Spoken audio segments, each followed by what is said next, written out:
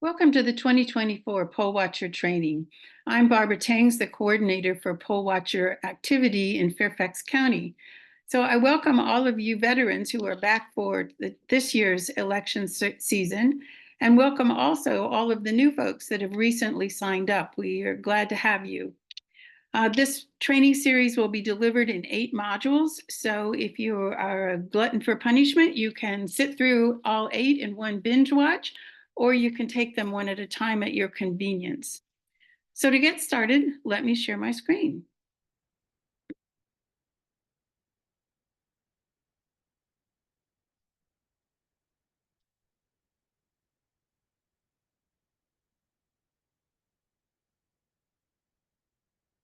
So again, welcome to the Poll Watcher Training for 2024. So we think of this training as a piece of election integrity, which is the right to vote in a free and fair election. And it's one of our most basic American rights, right up there with the Bill of Rights. One of the things that we're most concerned about with poll watching is to make sure that all voters have the same equal protection to vote, whether they're voting in person on election day, in person during early voting, or whether they mail in their absentee ballots.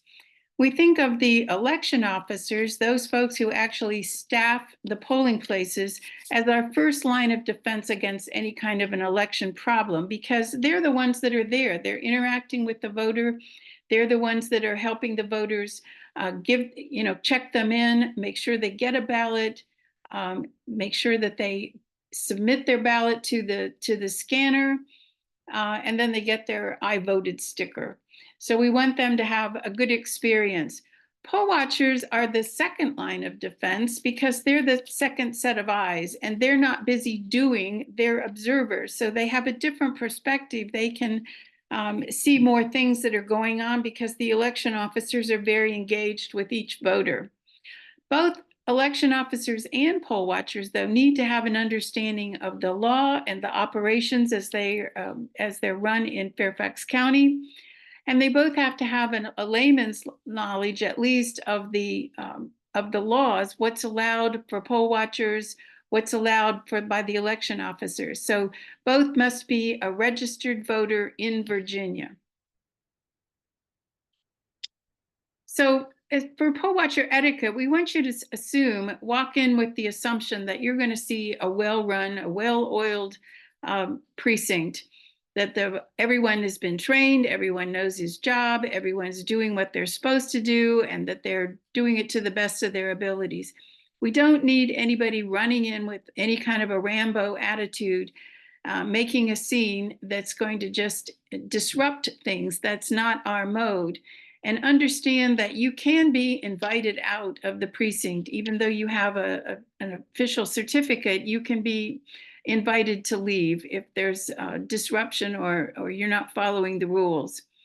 So we want to make sure that you're just being respectful and courteous. And remember that you are actually the representative in that location for the Republican Party. So we want to keep our name pristine.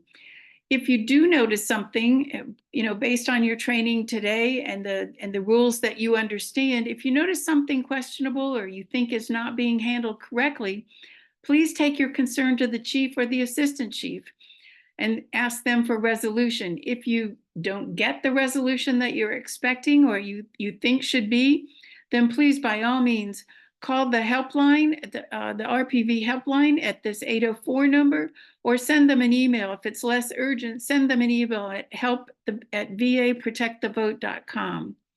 And again, remember that you represent us at the Republican Party. So I've made a simple escalation path and just a little flow chart here. If you see something that you think is incorrect, your first thing to do is to check with the chief or his assistant. And if you get a resolution, if you get the answer that you were expecting, maybe somebody just forgot a procedure and it gets corrected on the spot, all ends well, and that's it. But if you get a different answer and something you're not expecting or something that you feel is really incorrect, then again, please call the helpline or send a note to help@vaprotectthevote.com. And if you're sending them an email, please copy us. We're at fairfaxgop.org. That way we'll know what you know and what you saw. So our objectives here are to inform you on what the relevant laws are, the procedures that are done here, and how things are carried out in Fairfax County, the type of equipment they use. This is not in a class on how to run equipment, so nobody's going to ask you to check in about a voter. You're not going to be asked to fill out any forms, because that's not our role. Our role as poll watchers is to watch, is to observe. So we have classes coming up for other activities, watching how absentee ballots are processed, and that's in the Central Absentee Precinct. You can watch those ballots being processed as they open the mail. We're also going to have subsequent classes on canvassing. So if you want to observe the post-election of how they look at all of the paperwork and the forms that get sent in by each precinct, you're welcome to come to us to the meetings on after the 2 days after Election Day for canvassing. So this training is also to provide you information on the roles of a poll watcher, your responsibilities. We're going to ask you to take some notes and gather information, and then submit that at the end of your shift. Send it on or submit it online. We have an online form like we did last year. It's the same address. So we'll ask you to send that information in on your report. So we'll give you a report form that you can take down data. And we'll talk in this training about what we want you to collect, why it's important, what's the potential for fraud if we aren't able to track certain things. And I just have you submit that, and we'll show you how to take those notes and how to collect and submit those notes.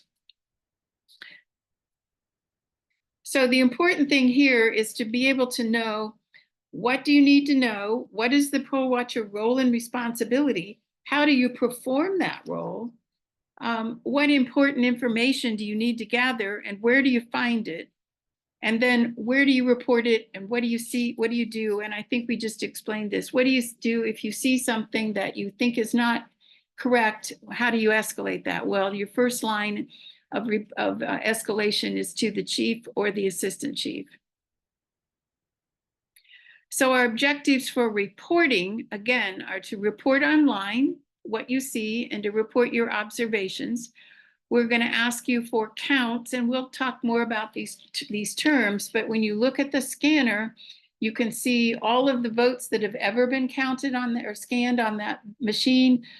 More importantly is how many votes have been voted or passed, put through the scanner each day. The poll pad numbers. The poll pads are the devices that the election officers use to check in voters.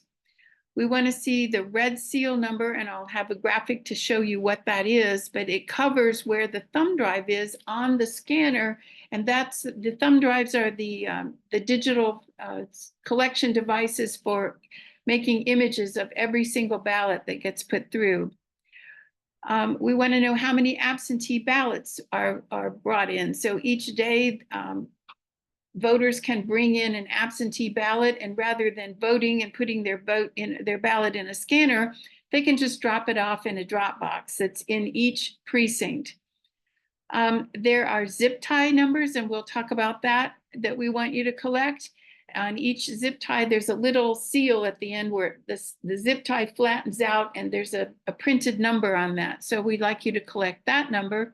And then any instances that you see where things didn't go well, things weren't done properly, they had to stop and reset on a process, or something happened, we want you to document that on your report form. And we'll talk more about this, especially when we get to reporting.